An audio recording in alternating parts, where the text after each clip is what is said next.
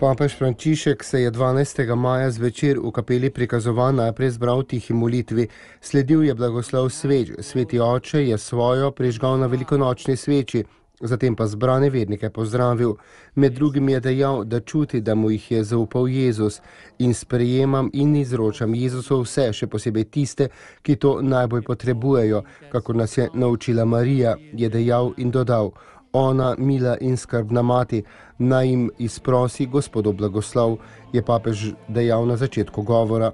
S Kristusom in Marijo ostajamo v Bogu.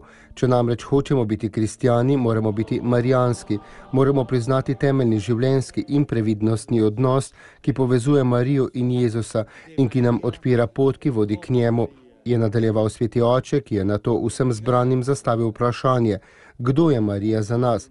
Vsakokrat, ko se ozremo na Marijo, spet verujemo v revolucionarno moč nežnosti in ljubezni. Pri njej vidimo, da ponižnost in nežnost nista kreposti slabotnih, ampak močnih, ki jim ni treba slabo ravnati z drugimi, da bi se počutili pomembne, je dejal in vse povabil, da bi z Marijo postali znamenje in sakrament usmiljenja Boga, ki vedno in vse odpušča. Edina možnost za poveličanje, ki jo imam, je tole, da me tvoja mati vzame v naročje, me pokrije svojim plaščem in me postavi ob tvoje srce.